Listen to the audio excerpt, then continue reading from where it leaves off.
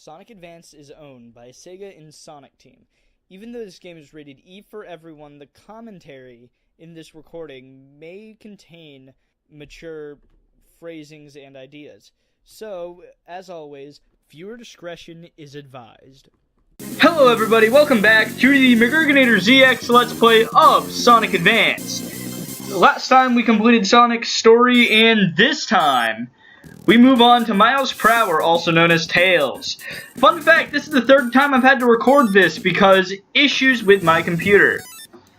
Now, the fun part about Tails is he moves about as fast as Sonic. He still has the spin ball roll and spin dash. But he can fly, and it honestly looks and feels better than anything from a previous game. He of course has a tail attack that you can use by hitting the attack button B button on the Game Boy Advance. Tails is my favorite character to use because you can fly and maintain a decent speed and skip parts of the level. You can not only travel horizontally, but you can ascend. Which is just my favorite part of his gimmick. With Tails, I like to sort of treat every level as sort of a speed run. I like to see how fast I can get through the level, especially after you grab the Speed Shoe power-up. You actually end up flying much faster, and you can just skip oodles of level by doing this. Because after a minute, 1 second, and 10 milliseconds, done. Of course, Tails' design looks much like his adventure counterpart, because this game came out in 01-02 stateside. And it just sort of further backs up my point that Sonic Team was capitalizing off of previous properties with their games. It's not a bad thing. I actually enjoy playing as Tails a lot. He may not be my favorite character nowadays because it's kind of annoying and they can't seem to nail down a voice for the character. But at the same time, I really enjoy playing as a character who can do many of the same things as the protagonist and who can fly, not just glide like Knuckles or prolong a fall. I mean, actual flight. And I just find that fascinating. I find the concept of being able to fly in a video game really cool, and Sonic games tend to do it well when you're playing 2D. 3D has had a mixed bag. But again, Neo Green Hill Zone, just the easiest zone to get through. Mainly because it's Neo Green Hill Zone. It's the first zone. It's not supposed to be, oh my gosh, super hard. Although you are going to see me get hit on the final boss for Green Hill Zone, I should say. The boss for Green Hill Zone. But, that's just because I'm kind of dumb. And I like to take risks. Of course, Tails' B-button attack has good horizontal range. It doesn't exactly have any vertical range, and you kind of have to time it properly. But it makes mincemeat out of a later boss, the Casino Paradise boss. I hope there were some weird drinking noises in that. I really do. That's my favorite thing about drinking out of the water bottle I have is the weird drinking noises. But it's going to be sort of like this, where I just sort of blaze through a zone because I can fly, and I've played the game as Sonic, and I've played the game as Tails 2 times before, and my computer doesn't like to record things properly. But that is a digression.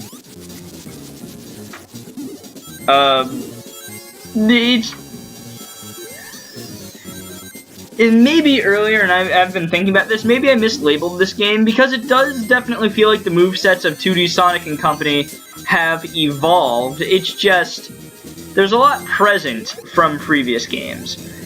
So, maybe what I said previously was a bit iffy. Not entirely wrong, maybe a little bit biased against it. But, again, this sort of demonstrates what I'm saying. Speed Shoe's Tails flies incredibly fast. Although, this isn't really a level for flying because there's a lot of up and down level geometry. So, you sort of have to use the space to level to run and not, not fly. which is annoying when you're playing as this character. Interestingly enough in this game, because I like to talk about mechanics for some reason, tails, when he's flying, act as a hitbox on the top and on the very side of sort of the propeller. So you can use that to bounce off of enemies. Much like if you're doing a roll or a spin dash, you bounce off an item box, you preserve your momentum. It's the same concept, except you can get pushed all around. And the tails don't protect you from getting hit by projectiles. So you have to remember Tails has a full body hitbox like all of the other characters. So just keep that in mind, and for the more technical players out there, I hope it helps. Of course, if you're just looking to play this game, I think Tails is your proper first pick. I know it's a Sonic game, but I would consider Tails the easy mode because he has a fly. That is really the only reason why I would say that.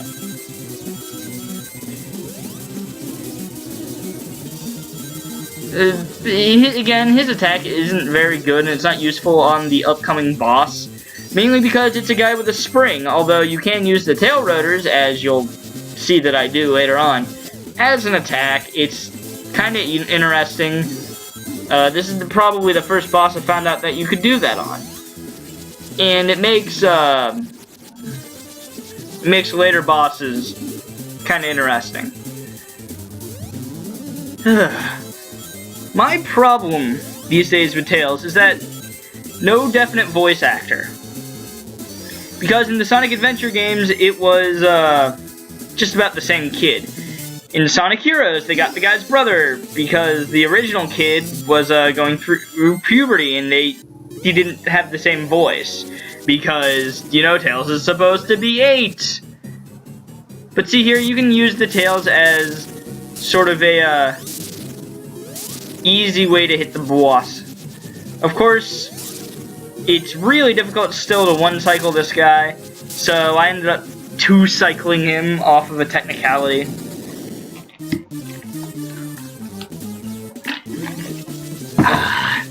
Progress. Yes, that's Act 2 down. Zone 2, moving on to Zone 3, Casino Paradise. So, Casino Paradise is probably the best level for Tails because there's a lot of open space. Yeah, there's a lot of level geometry strewn here and there, but there's a lot of space just to fly across. There aren't a ton of ceilings, there aren't a ton of arbitrary walls. So if you can get a right path, which I can't, you can basically just skip a lot of the level. And once again, you'll see the frame rate chugging on my capture software. It's just what I got, folks. It's mostly this part, and I say mostly because Casino Paradise has a lot going on. Of course, this game is best played sort of with something in the background. I kind of have to say, the first time you play it, yeah, you're going to want to play the whole thing. And, you know, if you have a Game Boy or an SP, or maybe you're playing it on a DS, I don't know. If you want to put on some headphones or just turn up the music and just listen to that, it's pretty good. You know, I would recommend that. But if you're playing it on a multiple playthrough and, you know, you're trying to get strats for some reason, I don't know why I had to pause on that to think about that, but if you're trying to get strategies on, you know, how you should do, this is a really great game to play when you're like listening to a podcast or watching a television show, because you can just put on something in the background and just backburner this game. You can literally autopilot this game and finish a character's storyline in 40 minutes to an hour, as you probably could guess that I did. I actually put on a TV show on Netflix and played this game with that in the background, and I think that worked marvelously, actually. I actually think a couple of games share this sort of idea that the first time you play it, yeah, you're going to want the whole experience. But on subsequent playthroughs, you're not. You're going to want to, you know, sort of backburner it. Now, another game like that would be Viscera Cleanup, which may be at a later date. But just enjoy the fact that this game is charming, it has a lot of character, and it's still very weird that it gets overlooked because the argument that it's for the Game Boy Advance. But you can buy an SP these days for not a lot of money. You could probably buy one for a good one for 40 bucks. And I still have mine from back in the day. It still works. I took care of it, which is by a Sonic box for when I want to play 2D Sonic. But that's a somewhat other digression. There should be really no excuse to play it this day and age with emulation software, with Game Boy Advances, with it coming out on the Wii U eShop. So go out and pick up a copy. I mean, support the official game and all. Because, frankly, that's the best part of this game, is the official game. So, of course, going back through the level geometry, I'm at about the end of the stage. So, of course, here comes the egg. Guess where it's gonna come out and win a prize. Boss fight. A fun fact, Eggman has complete invincibility until he goes into that first tube. Fun fact. So, the tail slash makes an easy mincemeat out of this guy, as well as using the propeller when he's right above you. You can bounce off of him, and if you're lucky, you'll get a couple of hits. And I say lucky, if you're skilled, you'll probably get in a couple of hits. So, although I think I can hit him on every single pass that he makes except one, which was that one. And I hit him by accident, and I mean, Tails just makes a joke out of boss fights. So, zone complete. 2 minutes, 33 seconds, an amazing time. Mainly because, hey, this game is tough. Ice Mountain Zone is also a pretty good level for Tails to play in, because it's got a lot of open areas where you can fly through. Something I didn't explain earlier, those mountains of ice, those are item capsules. And jumping on them doesn't immediately reveal what they are. So if you have a character with an attack, which is all the characters, you'll be able to easily find out the prize inside. Whew. Words and voices and words. Originally they were going to go with a different invincibility theme for Sonic Advance, but you know what? Classic sells. But, I don't know. It just sort of annoys me every single time I play. But I'm gonna try not to be that negative, because that's not fun to listen to. Trying to think. I mean, the ice world is just an ice world. You want to avoid these just sheer faces of ice and slush, because you'll move slowly and it'll put you in a falling animation, and neither of which is very quick. So you'll have to cope. Of course, roll to reduce friction, travel fast. Tails can actually swim, but instead of flying, he loses his hitbox, but he's able to swim. I mean, it's cool actually. It also shows he's sort of smarter than Sonic, because he learned how to swim. Because it's just like, not like, oh, I hate water, oh, I can't swim in the games. Why is that? Hero cannot swim for reasons.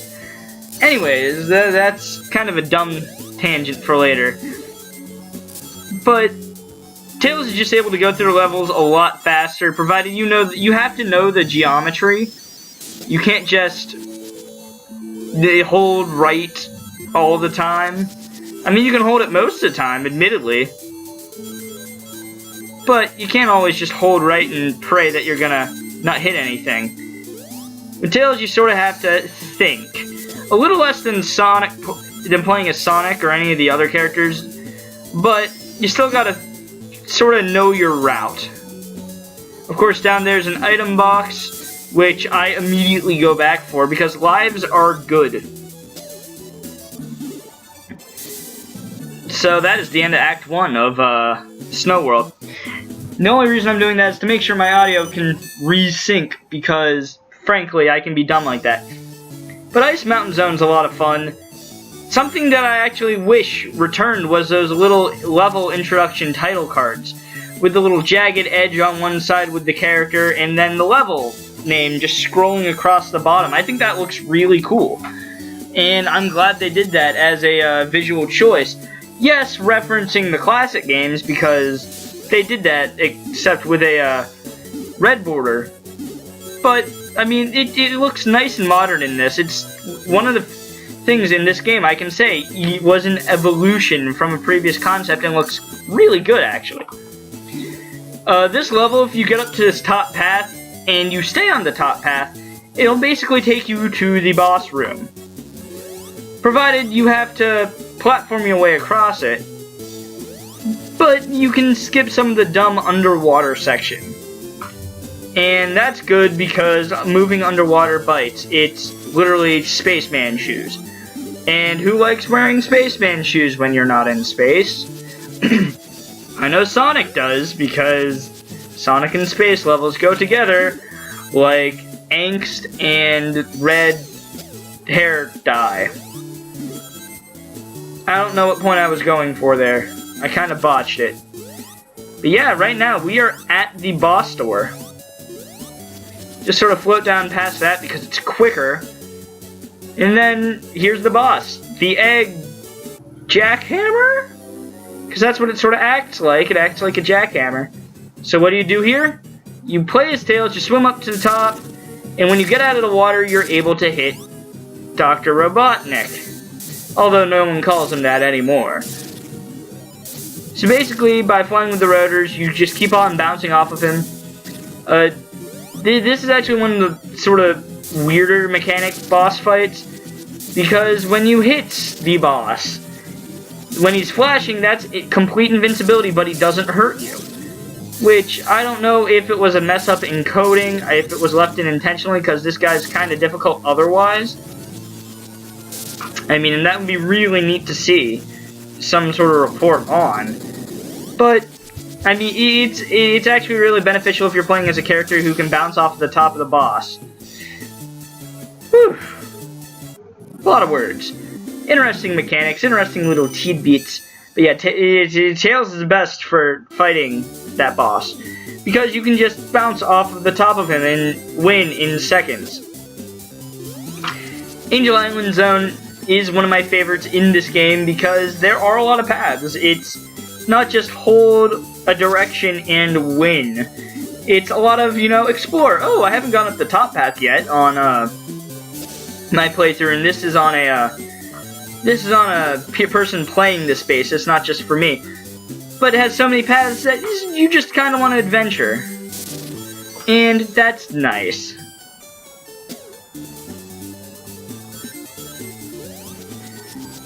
So be sure just to explore all of Angel Island Zone and get your money's worth. Yeah. I believe this game is like $5 on the Nintendo eShop. It's not a whole horrible lot of money. Ooh, thunder. Thundercats. Power. And yeah, recording this, can't control the weather, can't be storm of the X-Men. So, if you hear booms and crashes, that's not part of the game, that's literal chaotic Virginia summertime storms going on for ya.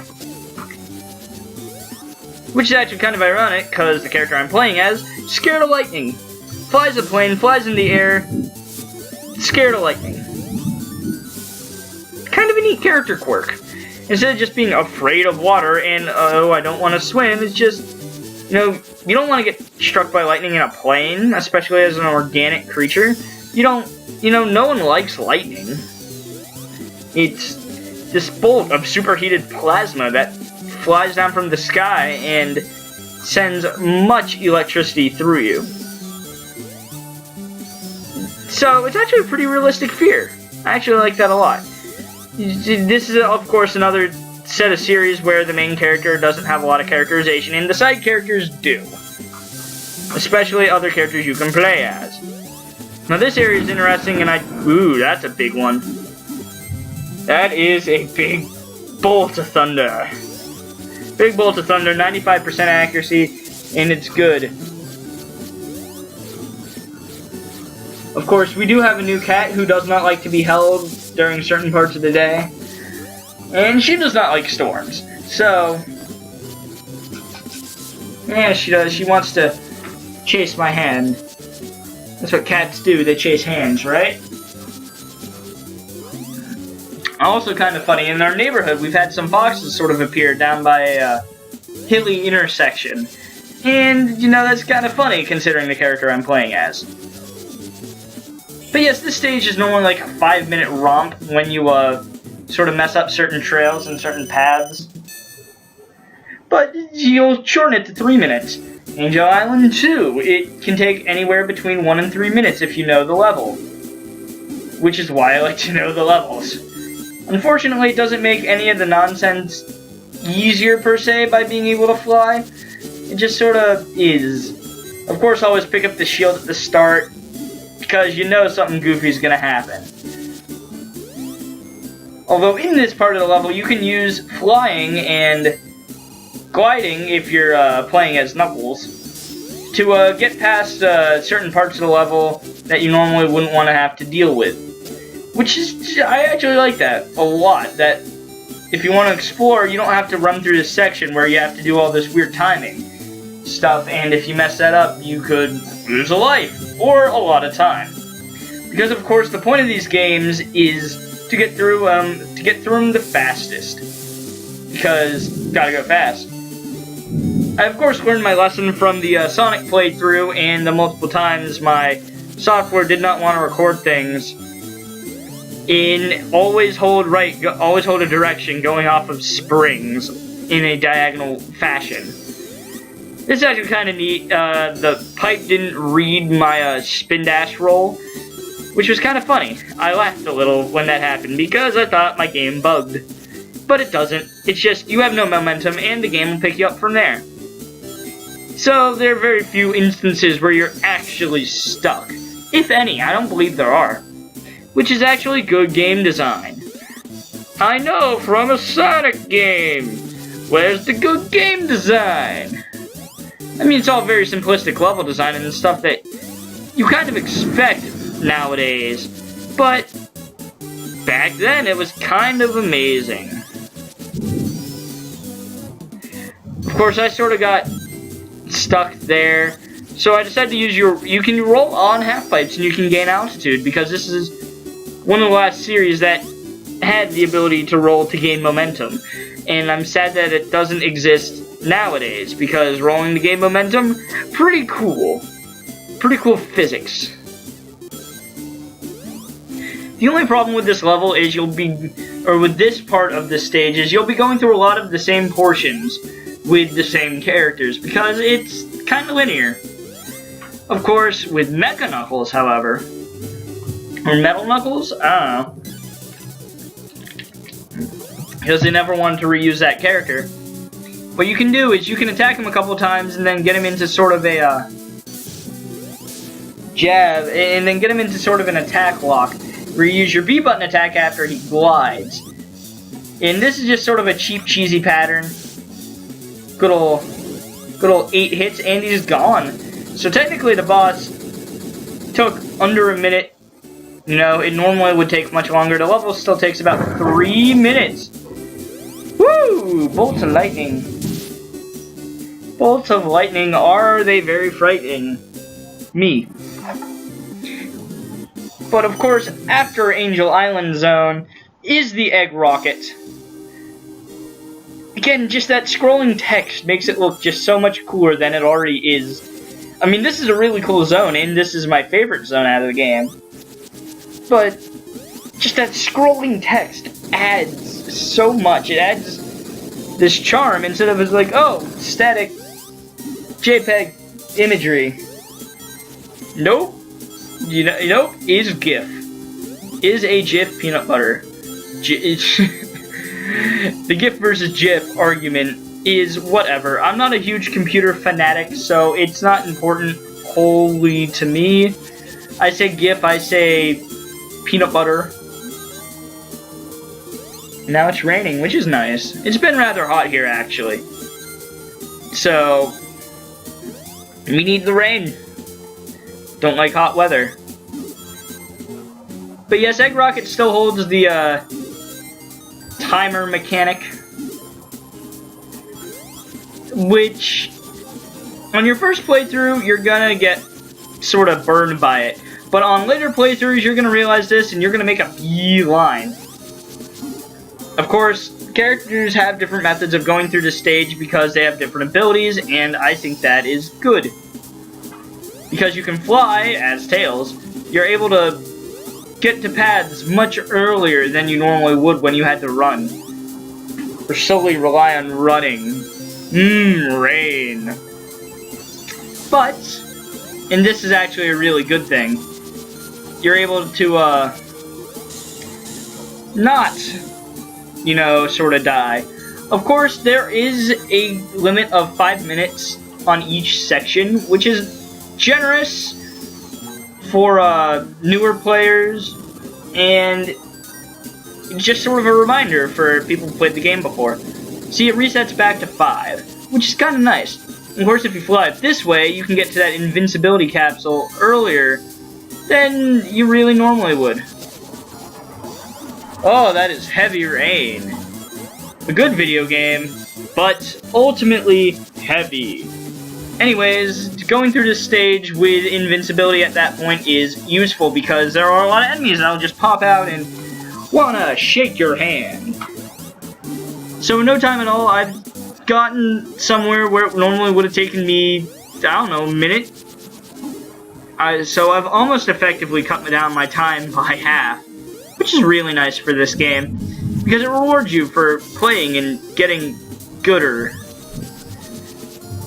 As I said in the comment for an earlier part in this series, I will never tell someone to get good at a Sonic game, because it's a game about talking anthropomorphic creatures. Why would I want to tell someone to get better at such a silly game? And the third game in the Sonic Advance franchise, sort of serious thing, isn't really what you would call a traditional Sonic game, but that's fine. And when I get to that part, you'll know what I mean. And you'll also think, why are you calling it a Sonic Advance game? Because it is, because it contributes to the story. And you'll think, story? What's that? Guys, just play the game. Anyways, we're almost to the end of the second stage of the rocket. It's taken us about 2 minutes-ish,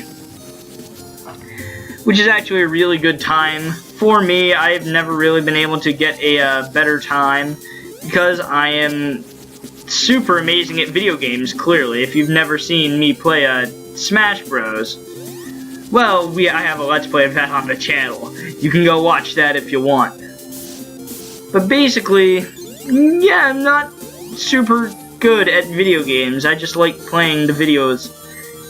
Le jeu à vidéo for French watchers, which isn't really French. No, French is French, but I don't know what I'm saying. I'm not very good at pronunciations, is what I mean. So eventually, we'll get to the third stage of the rocket. At some point. Here it is. Third stage took us about 2.5 minutes, half the time it was required, where previously I used up just about all of the timer. Oh, I hope that makes a weird noise. I hope that does. I love water bottle noises. They're just sort of funny.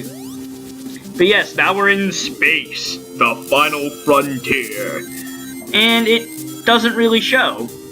I wish for this segment of the game they had somewhat lower gravity. And maybe they do in a negligible sense. But, I mean, unless this is generating its own gravity, but then why am I trying to take seriously a game I said earlier that shouldn't be taken seriously? Oh. I'll never tell. I'll never tell you my secrets. I'll never tell you my Ryan Seacrest. Why does that make me laugh? Why am I dumb? I will never tell you the secret to Ryan Seacrest. Never! P.S. here, of course, it's prudent to grab the invincibility capsule and run left. Proving once and for all that these games aren't just banking off of hold right. Now, something interesting I have found out is that you tend to lengthen the time of your power-up a little bit, like invincibility or speed shoes if you collect the other one. It's not by much, but it certainly helps. It gives you a little bit of leeway. And if it doesn't really, it certainly feels like it because you're moving a billion times faster. So, almost at the end of the third stage of the Egg Rocket Zone. Because, of course, rocket stages and rocketry reference. So, here's the end of it. No, I don't know, to complete took us a couple of minutes. Took us about 2.5, 2-ish again. Now we're at Cosmic Angel Zone, the Act 2 of the Egg Rockets. So as Tails, again, you can skip a lot of the level, basically off of the virtue that if you fly somewhere, you will get there. So, all you gotta do is just jump and climb and jump some more. And as I've said earlier, this is my favorite zone theme in the game because it's cool and it's original and it's pumping you up for the boss fight. And I wish all of the levels in the game were this sort of complex with all these wildly varying routes. Like, except for this part. This has a set of 3 jumps where you gotta sort of dodge an enemy incoming, and it's the same enemy and it's the same geometry for the jump. And it's kind of annoying. And anti-gravity is a harsh mistress. So a great thing to do is just sort of spin dash through all those blocks, and you'll, if you're lucky, like me, you'll get a one-man. And if you're unlucky, also like me, you'll lose all of the rings immediately, shattering your bonus for an awesome skull.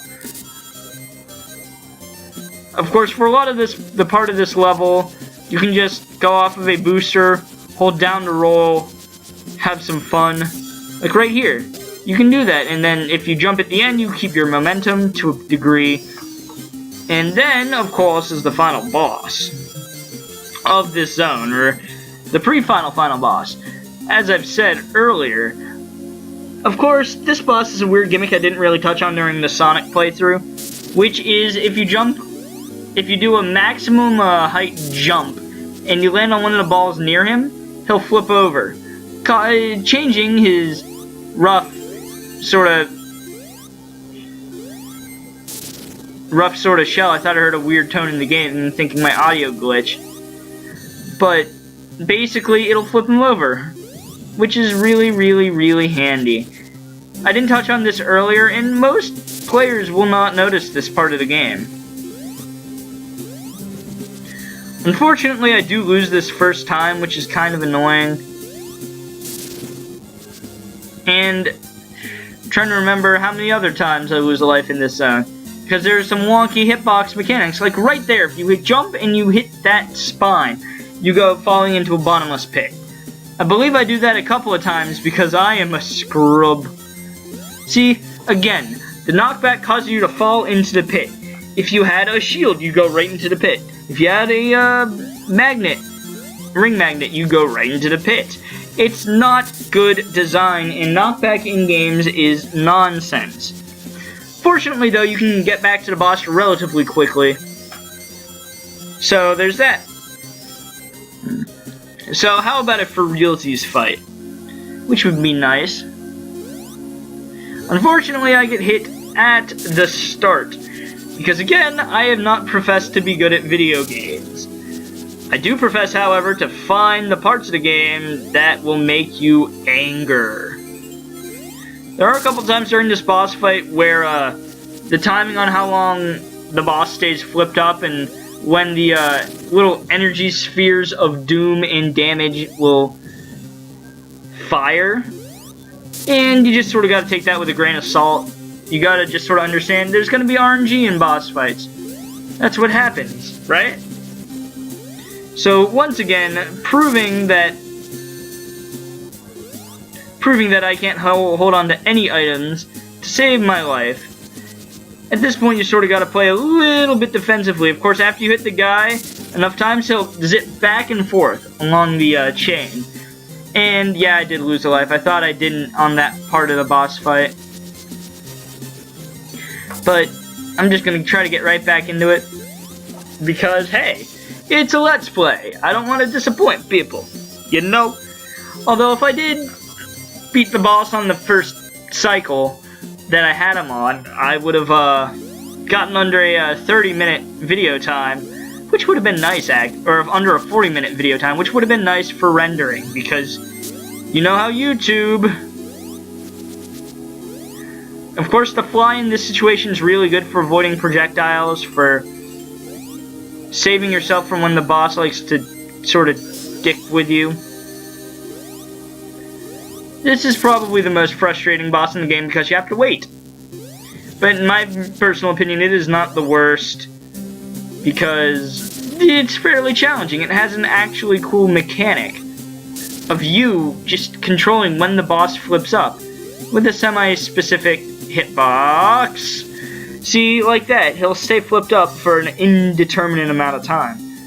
I don't know what determines how long he stays flipped up, and I probably never will, because it's probably some form of RNG.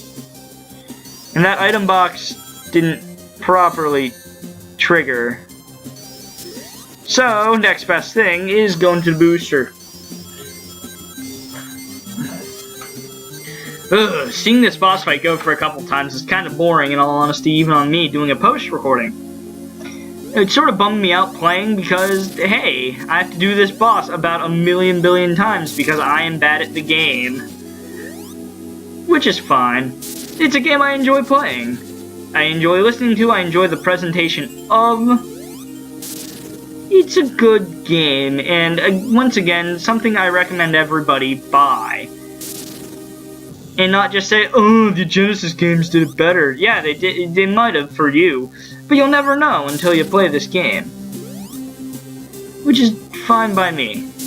I like this game. I think it deserves to be up in the spotlight with all the other good games on the GBA. I think it's one of the most popular for an explicit reason, which you'll see much later. And of course, that wonky sort of sprite fall is after the chain bridge blows up, you're still kind of just standing, so you can move left or right in a neutral pose, and it's really funny. So now we're in Cross Zone, or X Zone if you prefer. Project Cross Zone. No, not that. So, time to fight a boss. It's simply enough, just get into the propeller flight and hit him a couple of times. You'll beat him within, you know, under a half of a minute. And that's probably the best thing you could hope for. Is one of the quickest bosses to one cycle. Now, the Sonic 2 first boss takes a little bit longer. I cannot one cycle this guy. It's more of like a 3 cycle or a 3 pass. Of course, he's not difficult enough to warrant multiple deaths. Very defined hitbox, very defined where the drill is. And when he fires for coming on screen the last time, it's actually kind of cool. Now, the worst boss in the game. Hardest boss, most RNG boss. I rather dislike it. There's not much more that needs to be said at this point. I've said a lot that there is.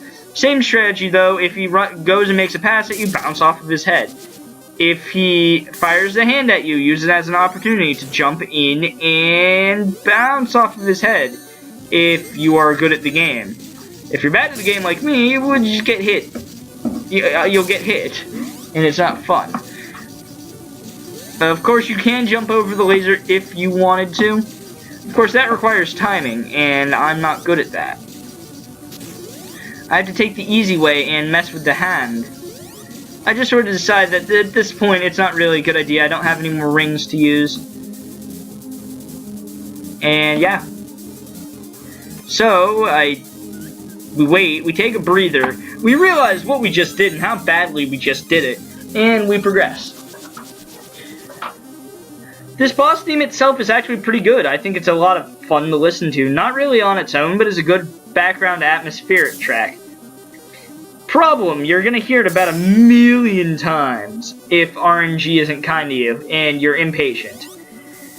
So, what was a good song sort of turned into my bane. Also, really weirdly enough, if you're next to him and you try to use the tail attack on him, you'll get hit by his hurt box, which is weird, but sure, whatever.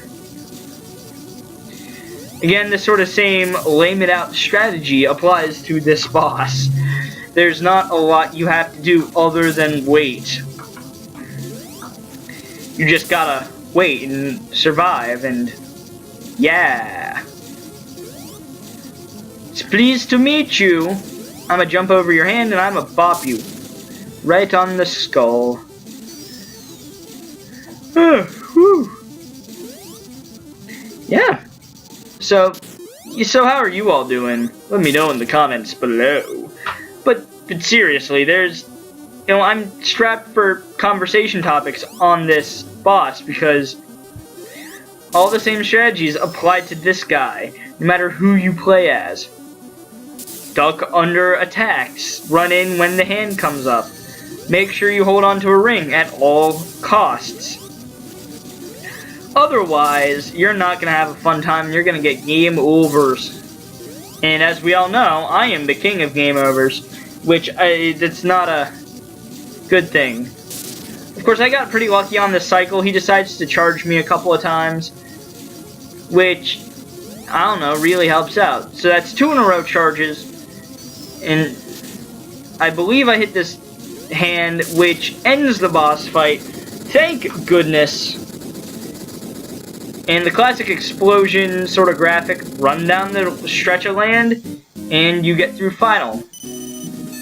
I don't know whether it meant to be saying, hey, you beat the game or you got through the final zone, but it's kind of a congratulations sort of thing. Where it's bad, but it's good. And I'm going to let this ending theme play because it's a really good ending theme.